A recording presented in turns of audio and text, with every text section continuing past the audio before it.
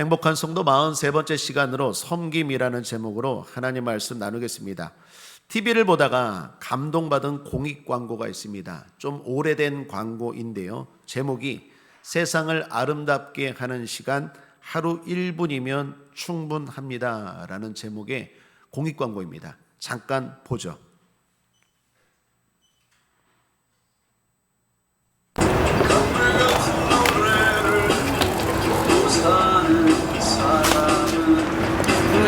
조심히 가세요. 이들이 어디 야근했어? 쉬어가면서 해. 잠시만요. 세상을 아름답게 하는 시간 하루 1분이면 충분합니다. 한국방송광고공사 공익광고협의회. 불 안 꺼도 됐는데 좀 오래된 광고입니다. 그런데 제 기억에 아직도 생생해서 좀 찾아봤습니다. 저기에 나오는 선한 손길의 분들이 모두 성도라고 저는 믿고 싶습니다. 이유는 성도의 본질이 섬김이기 때문입니다. 섬김이라고 말하기에는 좀 부끄럽지만 배려이죠. 배려도 섬김의 작은 모습이라고 할 수 있죠. 마가복음 10장 45절에 인자가 온 것은 섬김을 받으려 함이 아니라 도리어 섬기려 하고 자기 목숨을 많은 사람의 대속물로 주려 함이니라. 그 예수님을 따르는 자들도 당연히 주님을 닮을 수밖에 없을 것입니다. 오늘 말씀은 섬김, 세족식에 대한 이야기입니다. 저녁 식사 도중이었습니다. 갑자기 예수님이 일어나셔서 허리에 수건을 차셨습니다. 그리고 대야에 물을 담아 제자들의 발을 씻기시기 시작하셨습니다. 이것은 아주 기이한 일이었습니다. 보통 발을 씻기는 건 노예들이 하는 일이었습니다. 노예들 중에서도 히브리 노예인들은 제외입니다. 그만큼 하찮게 천하게 여기는 것이 남의 발을 씻기는 세족식입니다. 그러니 예수님이 그 일을 했을 때 제자들이 얼마나 놀랐겠습니까? 베드로는 내 발은 절대로 씻기지 못합니다 라고 말리기까지 했습니다. 그때 예수님은 의미심장한 말씀을 하시죠. 내가 너의 발을 씻기지 않으면 내가 너와 상관이 없다. 그러자 베드로는 또 돌변하죠. 그러면 발뿐 아니라 손과 머리도 다 씻겨 주옵소서. 그때도 예수님은 의미심장한 말씀을 하십니다. 10절을 보시면 예수께서 가라사대 이미 목욕한 자는 발밖에 씻을 필요가 없느니라. 온몸이 깨끗하니라. 너희가 깨끗하나 다는 아니니라 하시니. 예수님이 행하신 세족식은 단순한 발 씻음이 아닙니다. 이별을 앞둔 아쉬운 이별식도 아닙니다. 예수님의 씻음은 죄 씻음을 말합니다. 그리고 죄 씻음에서 이미 목욕한 자는 구원받은 자를 말합니다. 그런 자는 발만 씻어야 한다라는 건 구원받은 자라 하여도 날마다 죄 짓는 것에 대해서 회개하고 용서받아야 한다라는 것입니다. 결국 세족식은 십자가를 가리킵니다. 모든 죄는 십자가에 달린 예수님의 피로만 씻김받을 수 있습니다. 구원도 그렇고 우리가 일상에서 짓는 죄들도 그럴 것입니다. 결국 십자가입니다. 에베소서 1장 7절입니다. 우리가 그리스도 안에서 그의 은혜의 풍성함을 따라 그의 피로 말미암아 구속 곧 죄사함을 받았으니 라고 말합니다. 구속 곧 죄사함을 받았습니다. 무엇으로? 그의 피로. 베드로전서 1장 18, 19절에서 베드로도 말합니다. 너희가 알거니와 너희 조상의 유전한 망령된 행실에서 구속된 것은 은이나 금같이 없어질 것으로 한 것이 아니요 오직 흠없고 점없는 어린 양 같은 그리스도의 보배로운 피로 한 것이니라. 이것이 몸을 씻는 것입니다. 그리스도의 피로 저와 여러분은 구원받은 줄 믿습니다. 그러나 여전히 우리는 죄에서 자유롭지 못하죠. 성도가 되었어도 생각으로, 입술로, 때로는 몸으로 죄를 지을 때가 있죠. 그것을 흔히 말하는 자범죄입니다. 날마다 삶 속에서 벌어지는 그 죄들도 회개하고 자백하고 용서받아야 됩니다. 요한일서 1장 9절에 만일 우리가 우리 죄를 자백하면 저는 미쁘시고 의로우사 우리 죄를 사하시며 모든 불의에서 우리를 깨끗게 하실 것이요. 이게 바로 예수님의 발 씻음입니다. 거기에 담긴 의미입니다.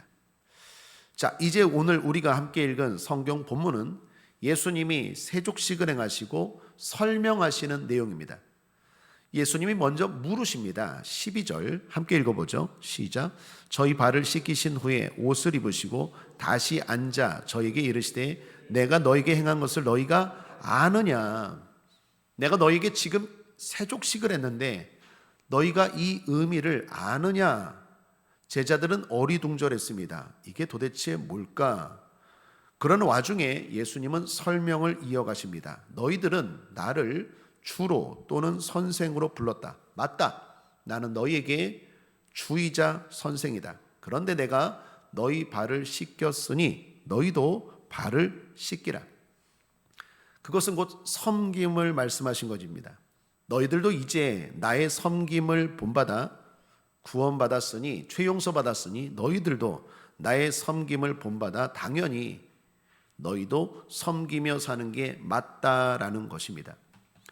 결국 예수님의 마지막 메시지는 섬김이었습니다. 사랑하는 여러분, 우리는 예수님께 몸과 발을 씻김 받은 사람들입니다. 그런 우리가 해야 하는 일은 이제 세상을 섬기는 것입니다. 세상은 주님의 씻기심이 필요합니다. 모든 사람들이 주님이 필요합니다. 주님의 은혜로, 십자가의 은혜로 죄 용서받고 구원받음이 필요합니다. 어떤 사람들은 이렇게 말할지도 모릅니다. 나는 예수님이 필요 없어요. 나는 지금 행복하고 만족하며 내 삶을 살고 있어요. 여러분, 정말 그럴까요? 그렇게 말하는 분들도 가까이 좀 더 들여다보면 삶의 두려움과 불안이 있을 것입니다. 여러분, 주변을 보십시오. 직장을 잘 다니고 있는데 어느 날 내일부터 나오지 마세요 한마디 해고 통지에 그동안 쌓아온 평안과 행복이 한순간에 깨지는 사람들 얼마나 많습니까? 사업장을 잘 경영하고 있는데 점주가 사고를 쳐서 언론의 인터뷰에 불의하고 악한 행실이 소개되어서 내가 잘못한 것도 없는데 그냥 가맹점이라는 이유 하나만으로 가게 매출이 반 이상으로 뚝 떨어졌어요. 그런 일들이 얼마나 많습니까? 아무 생각 없이 정기 건강검진을 받으러 갔는데 갑자기 의사가 말합니다. 엑스레이 결과 뭐가 보이네요. 암세포 같아요. 그 말 한마디에 평안한 일생, 평안한 일상이 한순간에 깨집니다. 아침에 나간 아이가 학교 폭력에 휘말렸다는 소식에 전화가 들려오기도 하고요. 저녁에 돌아와야 할 아버지가 쓰러져서 병원에 갔다는 소식, 집에서 살림하던 아내가 거짓말에 속아 보이스피싱 손해를 보았다는 이야기 등등. 진짜 평안합니까? 주님 필요 없습니까? 주님 필요 없어. 난 평안해. 난 잘 살고 있어. 이만큼이면 행복하지. 과연 그럴까요? 그렇게 말하는 사람들의 삶의 면면을 보면 그냥 무시하고 덮어둘 뿐이지 그 내면에 끝없는 두려움과 불안이 있어요. 사랑하는 여러분, 우리는 모두 주님이 필요합니다. 죽음은 어떻습니까? 무엇보다 죽음입니다. 누가 죽음을 피할 수 있습니까? 죽음 앞에는 어떤 사람도 담대할 수가 없어요. 오직 예수 안에서 구원받은 바울과 같은 사람만이 사망아 너의 쏘는 것이 무엇이냐 담대하게 외칠 수 있는 용기가 구원받은 자에게 주어지는 무엇보다도 특권 아니겠습니까? 그러므로 우리는 세상을 복음으로 섬겨야 합니다. 예수를 전해야 합니다. 당신도 예수가 필요하다고. 아니, 솔직하게 말해. 당신도 예수가 필요하지. 전해야 합니다. 한순간에, 지금 조금 그 짧은 시간에 평안하다고 자만하고 교만할 때가 아닙니다. 모든 인생이 예수가 필요하고 먼저 구원받은 저와 여러분이 그 예수를 전하는 것, 그것이 가장 중요한 섬김인 줄 믿습니다. 자, 그런데 오늘 성경을 보면 주님의 섬김은 세상만을 말씀하신 것이 아닙니다. 주님이 말씀하신 오늘 섬김에서 세 가지 특징을 발견할 수 있는데요. 첫 번째는 주님이 아니라 서로입니다. 주님이 이렇게 말씀하십니다. 14절, 내가 주와 또는 선생이 되어 너희 발을 씻겼으니 너희도 서로 발을 씻기는 것이 옳으니라. 여러분, 이게 논리적으로 조금 이상한 말입니다. 즉, 내가 너희 발을 씻겼으니 너희도 나의 발을 씻겨라, 이래야 논리적으로 맞는 말 아닙니까? 그런데 주님은 그렇게 말씀하지 않으셨어요. 만약에 그렇게 말씀하셨다면 제자들이 다 달라드렸을 거예요. 주님, 제가 씻겨드릴게요. 제가 씻겨드릴게요. 발 2개밖에 없는데 서로 발 잡고 내가 씻겨주겠다고 제자들 서로 난리쳤을 거예요. 그런데 주님의 말씀을 잘 보시면 내가 너희 발을 씻겼으니 내 발을 씻겨라가 아니라 너희도 서로 씻겨라 라고 말합니다. 대상이 서로입니다. 사랑 여러분, 우리는 서로 섬겨야 됩니다. 주님을 섬기듯이. 그게 주님이 저와 여러분에게 바라는 섬김입니다. 서로입니다. 일방적으로 섬김 받는 것도 안 됩니다. 섬김 받을 때도 있고 섬겨야 할 때도 있습니다. 서로입니다. 서로 종이 되기도 하고 왕이 되기도 하는 것입니다. 이것이 하나님의 나라요, 이것이 교회입니다. 그 모습은 서로 섬김입니다. 교회 안에는 영원한 왕도 없고 영원한 종도 없습니다. 누구든지 왕이 되면서 종이 되는 것이 하나님의 나라요, 교회가 보여주어야 될 모습인 줄 믿습니다. 서로 섬김입니다. 난 맨날 섬김을 받으려고만 해? 교회 아닙니다. 나는 맨날 섬겨야 돼? 교회 아닙니다. 서로 섬겨야 됩니다. 이번엔 내가 섬기고 이번엔 너가 섬기고, 누구를 대하듯이 주님을 대하듯이. 그게 교회입니다. 그게 주님이 우리에게 요구하시는 하나님의 나라입니다. 둘째, 높음이 아니라 낮음입니다. 미국의 어떤 교회에서 있었던 일이라고 합니다. 예수님의 말씀에 순종하여 세족식을 교회에서 진행했습니다. 은혜롭게 세족식을 해야 되는데 논쟁, 싸움이 일어났습니다. 이유는 발의 순서 때문이었다고 합니다. 세족식을 하자 했는데 한쪽에서는 오른발부터 씻겨야 된다, 오른발 파. 반대쪽에서는 왼쪽부터 씻겨야 한다, 왼발 파. 그래서 세족식을 하자고 해놓고 오른발 파 여기 모여라, 왼발 파 여기 모여라, 파파파 파로 나눠져서 서로 싸웠다라는 거예요. 여러분, 이게 주님이 진정 원하시는 것일까요? 아니죠. 왜 이런 일이 벌어집니까? 낮은 자리에서 낮은 모습으로 섬기지 않기 때문이에요. 여러분 한번 생각해 보세요. 예수님이 왜 발을 씻기셨을까요? 손을 씻길 수도 있잖아요.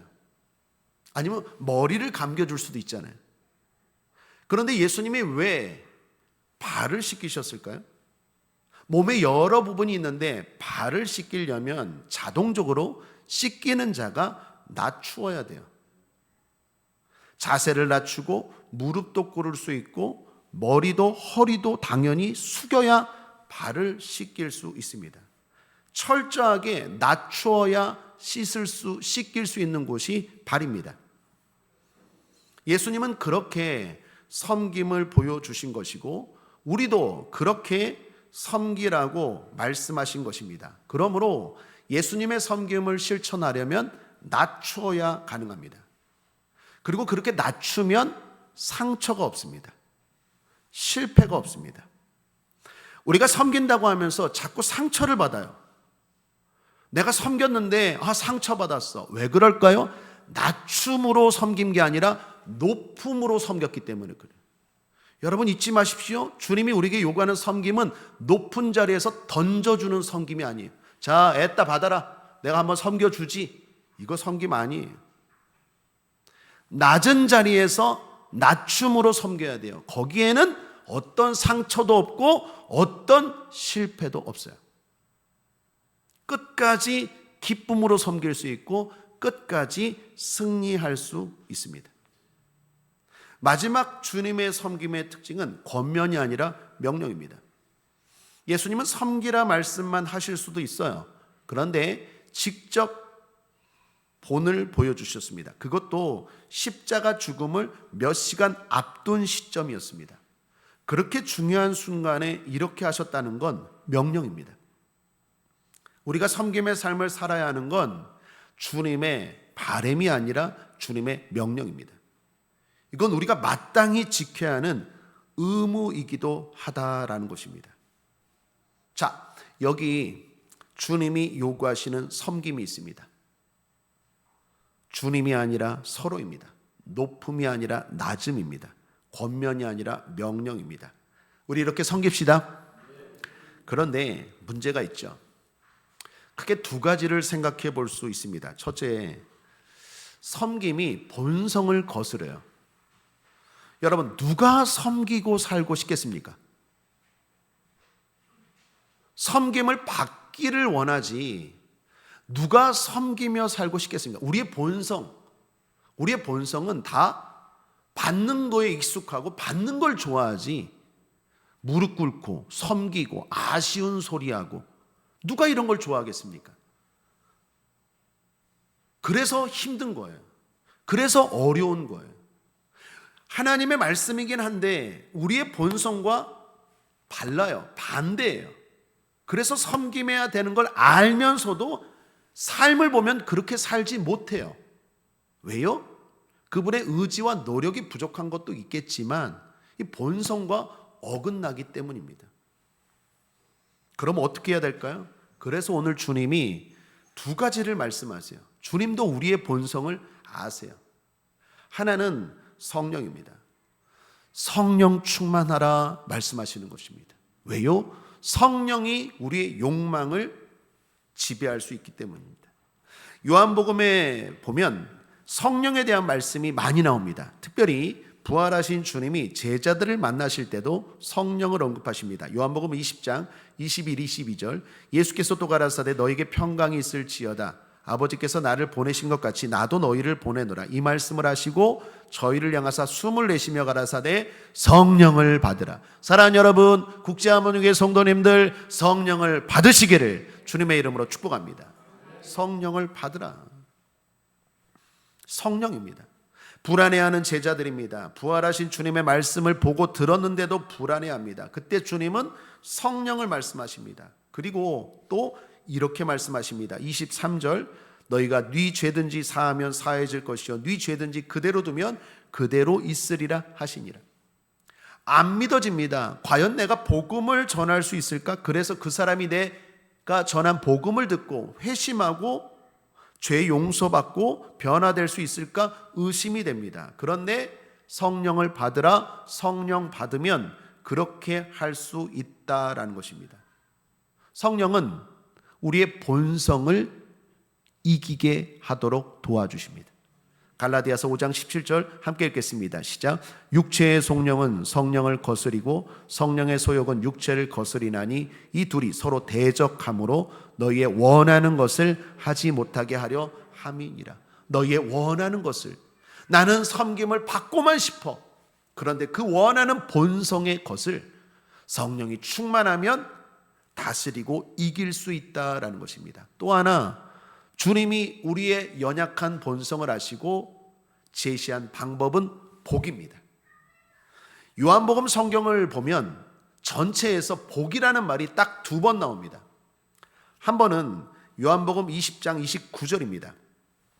너는 나를 본고로 믿느냐? 보지 못하고 믿는 자들은 복되도다. 부활하신 주님이 도마에게 하신 말씀입니다. 여기에 복이라는 말이 한 번 나오고 또 한 번은 바로 오늘 우리가 읽은 세족식 때입니다. 자, 17절 이번 주 금주 묵상의 말씀이기도 합니다. 함께 읽겠습니다. 시작. 너희가 이것을 알고 행하면 복이 있으리라. 사랑하는 여러분, 아시기를 축복합니다. 다시 한번 사랑하는 여러분 아시기를 축복합니다. 뭘 알아야 됩니까? 섬기는 자가 복이 있는 자입니다. 이거 모르면 신앙생활 헛하는 거예요. 섬기는 자가 큰 자고 섬기는 자가 복 있는 자입니다. 알고 행해야 합니다. 주님이 섬기라고 하는 건 우리를 괴롭히기 위함이 아닙니다. 반대입니다. 우리에게 복 주기 위함입니다. 이것을 아는 자가 성숙한 성도요, 이것을 아는 자가 많은 교회가 복된 교회입니다. 어떤 교회에서 세미나가 있었습니다. 그래서 목사님들과 많은 성도님들이 함께 세미나에 참석했습니다. 식사 시간이 되었습니다. 목회자든 성도님들이든 상관없이 구별 없이 함께 식사 배식을 받기 위해서 줄을 섰습니다. 그런데 어떤 목사님 줄을 섰는데 그 뒤에 성도님들이 섰나 봐요. 모르는 성도님들이 이야기를 하는데 그 이야기를 듣고 목사님 마음에 탁 꽂혔어요. 어떤 이야기였느냐? 성도들끼리 이야기하는데 한 성도님이 이렇게 이야기했대요. 이 교회에서는 빗자루 든 사람을 조심해야 된대. 왜? 그랬더니 이 교회에서는 빗자루 든 사람이 높은 사람이래. 이 교회에서는 빗자루 잡은 사람이 높은 사람이래. 이게 이 목사님이 3일 동안 그 교회에서 세미나한 거 다 생각이 안 나는데 그 식사할 때 그 뒤에서 한 성도들의 이야기 그 문구가 계속 마음에 남더래요. 이 교회에서는 빗자루 잡은 사람이 높은 사람이래. 그게 교회예요. 그게 하나님의 나라예요. 이것을 알고 행하면 복이 있으리라. 섬기는 자가 복된 자입니다. 주님이 왜 이런 말씀을 하실까요? 우리의 본성과 거스려요. 자꾸 대접받기를 원하고 섬김 받기를 원하고 그걸 알기 때문에 주님이 복이라는 말을 잘 안 하시는데 여기서 거의 유일하게 말씀합니다. 너희들 복 좋아하지? 내가 복 줄 거야. 누구에게? 섬기는 자에게. 그러니까 꼭 섬겨라 말씀하는 거예요. 사랑하는 여러분, 때로는 피곤하고 때로는 대접받고 싶고 때로는 왜 나만 섬겨야 돼? 라는 피해의식이 있을 때 있습니까? 그때 생각하십시오. 복이 있어. 하나님의 복이 있어. 빗자루 든 내가 가장 큰 자야. 이거 잊지 마시기를 주님의 이름으로 축복합니다. 마태복음 20장 26, 27절 함께 읽겠습니다. 시작. 너희 중에는 그렇지 아니하니 너희 중에 누구든지 크고자 하는 자는 너희를 섬기는 자가 되고 너희 중에 누구든지 으뜸이 되고자 하는 자는 너희 종이 되어야 하리라. 둘째, 섬김이 실패로 보여요. 그래서 힘들어요. 군림하는 자가 성공자로 보이고 섬기는 자는요 실패자로 보이죠. 그래서 자존심이 허락하지 않아요. 그리고 힘이 듭니다. 무엇보다 사람들의 대우입니다. 사람들은 섬기는 자, 그런 자들 별로 좋아하지 않아요. 무시합니다. 반대로 군림하는 자, 힘 있는 자들을 좋아하고 추종하죠. 여러분, 예수님도 그랬습니다. 예수님이 기적을 행할 때 엄청나게 사람들이 많이 따라다녔어요. 말씀을 전할 때 엄청나게 사람들이 따라다녔어요. 그리고 심지어 왕으로 삼으려고 했어요. 예수, 예수, 예수. 마지막 종료주일 십자가로 들어가는 예루살렘 입성 때까지도 사람들이 길가에 가지를 뿌리고 카페트, 겉옷을 드리고, 겉옷은 그 당시에 이불입니다. 이불. 가장 중요한 재산이. 그걸 깔고 예수님을 쫓으면서 호산나, 구원자, 우리의 왕 외치면서 쫓아갔어요. 예수님이 힘이 있을 때, 능력을 행하고 기적을 행할 때는 사람들도 그런 예수님을 좋아하고 따라갔어요. 그런데 예수님이 십자가에서 마지막 섬길 때, 죽기까지 섬길 때 한 사람도 남김없이 다 도망갔어요. 심지어 제자들도 예수님을 부인했어요. 세상은 섬기는 자를 무시해요. 싫어해요. 그래서 섬기는 게 힘들어요. 자존심이 상하기도 하고 섬기는 것 자체도 힘들지만 외로워요. 사람들이 좋아하지 않아요. 그래서 하나님의 말씀인 건 알겠는데 섬기는 게 힘듭니다. 어떻게 해야 될까요? 우리 주님이 감사한 건 항상 할 수 있는 방법을 말씀하세요. 그 방법이 뭘까요? 말씀입니다. 그런데 미리 말씀이에요. 자, 무슨 말인가? 19절을 보십시오. 함께 18절입니다. 함께 읽겠습니다. 시작. 내가 너희를 다 가리켜 말하는 것이 아니라 내가 나의 택한 자들이 누구인지 알미라. 그러나 내 떡을 먹는 자가 내게 발꿈치를 들었다는 성경을 응하게 하려는 것이니라. 말씀이 좀 어렵죠? 여기 발꿈치를 들었다라는 말은 모욕의 표시입니다. 이렇게 딱 들으면 내가 너를 모욕한다라는 거예요. 넌 실패자야. 난 너 같은 사람과 함께 할 수 없어. 이런 의미를 담은 하나의 사인입니다. 성경을 응하게 하려는 것이라 라는 말씀은 앞으로 올 메시아가 그렇게 된다라는 걸 암시하는 거죠. 여러분, 이게 뭔 말이냐면 배신할 거라는 거예요. 떠나갈 거라는 거예요. 메시아뿐만 아니라 믿음의 사람들은 모두 이런 아픔과 수모를 경험합니다. 섬기기 때문에.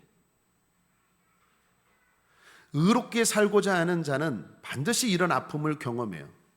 여러분, 예수님의 조상이었던 다윗도 그랬습니다. 시편 41편 9절을 보십시오. 이 말씀을 사실 예수님이 인용한 거예요. 함께 읽겠습니다. 시작. 나의 신뢰하는 바 내 떡을 먹던 나의 가까운 친구도 나를 대적하여 그 발꿈치를 들었나이다. 이게 다윗이 한 말이거든요. 구체적으로는 아히도벨이라는 지략가, 친구, 믿었던 사람이 배신을 했어요. 발꿈치를 들었어요. 다시 말하면 너 같은 힘없는 자, 이제 난 너와 함께 할 수 없어. 그리고 압살롬, 다윗의 대적의 자리에 있었던 아들이지만 대적의 자리에 있었던 압살롬에게 붙어요. 그때 다윗이 한 말이에요. 나의 신뢰하던 바 내 떡을 먹던 나의 가까운 친구 아히도벨도 나를 대적하여 그 발꿈치를 들었나이다. 지금 예수님이 이 말씀을 알고 인용하신 거예요. 가룟 유다가 배신할 걸 알았어요. 예수님이 제자들이 예수님을 배신할 걸 예수님은 아셨어요. 왜요? 내가 이제 약한 모습, 섬김의 모습, 십자가에 달려 죽는 모습을 보일 때 사람들은 그 모습을 싫어해요. 그리고 떠나가요. 그걸 예수님도 아셨어요. 예수님만이 아니라 다윗도 그 예수님을 따라가는 사람들도 반드시 이걸 경험해야 돼요. 아니요, 경험할 거예요. 여러분, 신앙생활 제대로 하면 죄송합니다, 아픔을 경험할 거예요. 배신을 경험할 거예요. 왜요? 내가 섬김의 모습을 보일 때 사람들은 그런 모습을 별로 좋아하지 않아요. 진정한 섬김, 앞서 말했던 높은 절에서 애따 내가 섬겨줄게 이런 거 말고, 그건 섬김이 아니라 동정이죠. 동량이죠. 낮은 자리에서 허리를 두르고 무릎을 꿇고 예수님처럼 정말로 십자가 그 낮은 자리까지 가서 섬길 때 사람들이 떠나간다니까요. 그게 제일 힘들어요. 다윗도 그랬고 예수님도 그랬고 어쩌면 여러분도 그럴 거예요. 섬김의 자리를 가면 실패자로 보이고 외로워요. 어떻게 해야 될까요? 다른 건 다 참을 수 있는데 외로운 건 참기 힘들어요. 배신은 참기 힘들어요. 어떤 사회학자가 이런 말을 하는 걸 들었어요. 사람만 배신을 한대요. 동물은 배신을 하지 않는데요. 사람만 배신한대요. 그런데 그게 세상에서 가장 큰 아픔이래요. 사랑하는 부부가 서로 당신만 사랑하겠다고 했는데 어떻게 된 이유인지 서로 헤어지게 돼요. 엄청난 상처죠. 부모 자녀 간에, 형제 간에 믿었던 사람인데, 사랑했던 사람인데 어떤 이유이든지 간에 헤어지게 되고 의를 끊어요. 단절해요. 이 엄청난 상처죠. 이건 어떤 일보다도 더 큰 상처고 아픈 일이에요. 제가 군대에서 교도 헌병을 했는데 군인들 중에서 탈영하는 아이들이 많아요. 탈영하는 아이들의 90% 이상이 고무신 꺾으시는 여자친구 때문이에요. 다른 건 다 참고 하는데 세상에서 사귀었던 여자친구가 다른 남자를 만난대 하면 얘네들이 정신을 못 차려요. 여기서 나가면 어떻게 된다는 거 알면서도 탈영을 해요. 90% 이상이 탈영하는 군인들 원인이 고무신 거꾸로 신을 때. 그만큼 배신을 당한다는 건 큰 아픔이고 상처예요. 그래서 섬김이 힘들어요. 세상은 힘 있는 자를 좋아하고 돈 있는 자를 좋아하고 그리고 그런 사람들 주변에 몰려들어요. 능력이 나타나고 그 권세가 임할 때 사람들은 거기에 환호하고 쫓아가요. 근데 예수님은 그걸 알지만 섬김의 자리를 가고 그리고 우리에게도 그러한 섬김을 요구하고 있습니다. 어떻게 해야 될까요? 자, 답은 뭘까요? 미리 말씀입니다. 자, 19절 함께 읽어보겠습니다. 시작. 지금부터 일이 이루기 전에 미리 너희에게 이름은 일이 이룰 때에 내가 그인 줄 너희로 믿게 하려 함이로라. 이거 중요한 말씀입니다. 내가 이렇게 미리 말하는 건 너희가 내가 십자가에 달릴 때 흔들리지 않게 하려는 것이다. 나는 너희들을 안다. 내가 실패자로 보일 것이다. 그리고 너희들은 흔들릴 것이다. 그리고 도망칠 것이다. 내가 십자가라는 가장 낮은 자리에서 섬길 때 모두 다 나를 실패자로 생각할 것이다. 그러나 사랑하는 제자들아, 잊지 말라. 내가 미리 말한다. 나는 실패자가 아니다. 반대로 나는 메시아다. 내가 바로 하나님이다. 그 약할 때, 그 섬길 때, 그때 믿음을 잃지 마라. 미리 말한다. 여기 19절 하반절에 보면 내가 그인 줄 너희로 믿게 하려 함이로라 라고 말하죠. 여기 내가 그인 줄이라는 말이요, 구약 성경에서도 나오는 말입니다. 하나님이 말씀하셨죠. 출애굽기 3장 14절에 하나님이 모세에게 이르시되 나는 스스로 있는 자니라, 이 말이에요. 모세가 사람들이 하나님을 뭐라고 부릅니까? 내가 뭐라고 대답해야 됩니까? 그랬때 하나님이 대답하신 게 나는 스스로 있는 자니라. 헬라어로는요 에고 에이미라는 말이고 영어로는요 I'm that I am 이라는 말이에요. 나는 곧 나다. 나는 스스로 있는 자니라. 그 말을 지금 여기서 예수님이 하신 거예요. 예수님은요, 사람들이 예수님이 누구시냐 물으실 때, 특별히 두려워서 예수님 찾을 때 예수님은 꼭 이 말을 하셨어요. 예를 들어 요한복음 6장 19, 20절 함께 읽겠습니다. 시작. 제자들이 노를 저어 10여리쯤 가다가 예수께서 바다 위로 걸어 배 가까이 오심을 보고 두려워하거늘 가라사대 내니 두려워 말라 하신디. 여기 내니 이것도 나는 스스로 있는 자니라, 바로 이거예요. 에고 에이미라는 말이에요. 사랑하는 여러분, 주님은 주님이십니다. 주님이 섬긴다고 해서 바뀐 게 아니에요. 주님은 여전히 인류의 왕이시고 구원자이시며 하나님이신 줄 믿습니다. 아니요, 이거 주목하셔야 돼요. 오히려 그 모습이 진정한 왕입니다. 그 모습을 보일 때 우리의 믿음을 보여야 돼요. 그리고 그때 더욱 주님을 영접해야 돼요. 그래서 19절 다음에 20절 말씀에 우리가 하는 이 말씀이 나오는 거예요. 내가 진실로 진실로 너에게 이르노니 나의 보낸 자를 영접하는 자는 나를 영접하는 것이요 나를 영접하는 자는 나를 보내신 이를 영접하는 것이니라. 무슨 말입니까? 그때 주님을 영접해야 돼요. 그때 믿음이 필요해요. 주님이 실패자로 보일 때, 주님의 교회가 약해 보일 때, 그때 주님이심을 고백하고 섬길 줄 알고 붙들고 영접하고 나의 믿음을 보이는 자가 진정한 복된 자요 승리자인 줄 믿습니다. 주님이 능력을 행하실 때, 기적을 행하실 때는 모든 사람들이 다 쫓아요. 그건 믿음 아니에요. 그게 믿음인지 아닌지 몰라요. 언제 진정한 믿음이 필요합니까? 언제 주님이 우리의 믿음을 인정하십니까? 주님이 약해 보일 때, 주님의 교회가 약해 보일 때, 하나님의 사람들이 약해 보일 때, 그때 아니야. 저게 진정한 교회고 저게 진정한 주님의 모습이야. 저 사람이 진정한 주님의 사람이야. 그걸 알고 영접하는 자가 곧 주님을 영접하는 자고, 그 사람, 그 믿음이 진짜 믿음이에요. 능력이 있는 자리, 힘이 난무하는 자리, 누가 믿음 없어도 거기는 자동적으로 따라가게 돼 있어요. 그래서 주님이 말하는 거예요. 내가 미리 말한다. 미리 말한다. 사랑하는 여러분, 저도 여러분에게 미리 말합니다. 평소에 말씀을 많이 읽으시길 바랍니다. 평소에 말씀을 많이 읽지 않으면 세상 사람들과 별반 다를 바 없는 모습으로 반응하게 될 거예요. 평상시에 내 마음에 하나님의 말씀으로 충만하게 채워야 돼요. 가득 채워야 돼요.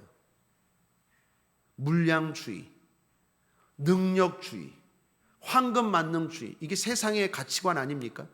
거기에는 자동적으로 사람들이 몰려들어요. 그러나 거기에 주님 안 계세요. 주님은 낮은 자리, 약해 보이는 자리, 섬기는 자리, 그 자리에 계실 때 주님, 나도 거기에 있겠습니다. 영접하는 자가 진짜 믿음 있는 자고 진짜 하나님 앞에 인정받는 복된 자인 줄 믿습니다. 이러기 위해서는 평상시에 미리 하나님의 말씀으로 충만하게 채워야 돼요. 그렇지 않으면 가치관이 안 바뀌어요. 아무리 교회를 다녀도 가치관이 안 바뀌어요. 아, 이 교회는 큰 교회네, 큰 교회는 좋은 교회네, 사람들이 많이 모인 교회는 좋은 교회네. 가치관이 안 바뀌어요. 저 험한 일, 허드렛 일 나는 상관없어. 가치관이 안 바뀌어요. 정말 가치관이 바뀌면 낮은 자리, 섬기는 자리에 가게 돼요. 그 일을 하게 돼요. 그리고 거기서 주님을 더욱더 만나게 되고 영접하게 돼요. 이게 주님이 우리에게 요구하는 섬김이에요. 사랑하는 여러분, 주야로 날마다 하나님의 말씀을 묵상하십시오. 그리고 여러분의 가치관이 정말 다른 가치관 되셔서 예수님이 기적을 행할 때도 환호하는 것 아멘이지만 더 중요한 건 예수님과 예수님의 교회와 예수님의 사람들이 힘이 없을 때 오히려 그 자리에 함께하고 돕고 섬길 줄 아는 진정한 믿음의 사람 되시기를 주님의 이름으로 축복합니다. 제가 만난 한 장로님 이야기로 말씀을 마칠까 합니다. 최근 은퇴하신 장로님이 계셨어요. 어떻게 연락이 되어서 제가 물었습니다. 장로님, 요즘 어떻게 지내세요? 그랬더니 장로님이 이렇게 말씀하세요. 바쁘게 지내고 있습니다. 아니, 은퇴도 하셨고 또 시무장로에서도 은퇴도 하셨고 세상에서도 사업하다가 은퇴했고 직장 다니다가 은퇴했고 교회에서도 시무장로 하다가 은퇴했는데 아니 여전히 바쁘다니요. 좀 쉬엄쉬엄 가면서 하세요. 그랬는데 그냥 인사치레로 그런 말씀 드렸는데 그분 말씀에 제가 큰 깨달음이 왔어요. 그 장로님이 저한테 이렇게 말하는 거예요. 목사님, 은퇴라니요. 장로직에서 은퇴한 것 뿐이지 이제 성도로서 더 본격적으로 섬겨야죠. 천국 갈 날이 얼마 안 남았는데 제가 그 말씀에 큰 도전을 받았어요. 천국 갈 날이 얼마 안 남았는데 은퇴라니요. 더 긴장하고 더 열심히 섬겨야죠. 더 열심히 심어야죠. 끝으로 이 말씀 읽고 말씀 마치겠습니다. 고린도서 15장 41, 44절. 해의 영광도 다르며 달의 영광도 다르며 별의 영광도 다른데 별과 별의 영광이 다르도다. 죽은 자의 부활도 이와 같으니 썩을 것으로 심고 썩지 아니할 것으로 다시 살며 욕된 것으로 심고 영광스러운 것으로 다시 살며 약한 것으로 심고 강한 것으로 다시 살며 육의 몸으로 심고 신령한 몸으로 다시 사나니 육의 몸이 있은즉 또 신령한 몸이 있느니라. 열심히 심읍시다. 열심히 섬깁시다. 시간이 그리 많이 남지 않았어요. 추수감사 주일입니다. 하나님의 은혜로 여기까지 왔고 또 벌써 겨울의 초입입니다. 여러분의 섬김으로 이 교회가 여기까지 왔고 또한 하나님 앞에 이렇게 아름답게 영광 돌린 것 감사합니다. 약할 때, 가척교회일 때, 아무것도 없을 때 여러분이 거기에 예수님의 마음이 있다는 걸 알고 거기에 섬기고 그 자리를 지키고 거기에서 기도하고 그 주님을 영접했기에 이 8년이라는 시간 동안 이 교회가 든든히 서가고 있는 줄 믿습니다. 그 초심의 마음 잃지 않으면 저와 여러분의 천국은 달도 아니고 별도 아니고 햇빛과 같은 영광이 기다리게 될 줄 믿습니다. 말씀을 정리합니다. 행복한 성도 43번째 시간으로 섬김이라는 제목으로 은혜를 나누었습니다. 주님은 우리에게 섬기라고 말씀하십니다. 주님의 섬김은 서로 낮은 명령입니다. 문제는 섬김이 우리의 본성을 거스릅니다. 또한 실패자로 보입니다. 그래서 필요한 게 성령입니다. 성령 충만함으로 섬김이 복임을 압시다. 성령 충만함으로 늘 말씀으로 내 마음과 생각을 채웁시다. 천국을 소망하며 예수 승리! 기도하겠습니다. 좋으신 하나님 아버지 감사합니다. 주님이 우리에게 섬김을 말씀하십니다. 마지막 메시지는 섬김이었습니다. 말만이 아니라 실제로 본을 보여 우리에게 섬김을 가르쳐 주신 주님, 정말로 우리도 주님이 말씀하신 그 섬김을 실천할 수 있도록 성령님 도와주옵소서. 정말로 하나님 아버지 섬기는 자가 될 수 있도록, 섬기는 교회가 될 수 있도록 성령님 역사하여 주옵소서. 섬기다 상처받지 않게 하시고 섬기다 포기하지 않게 하시고 진정으로 섬길 줄 아는 우리가 되게 하여 주옵소서. 감사드리며 예수님의 이름으로 축복하고 기도했습니다. 아멘.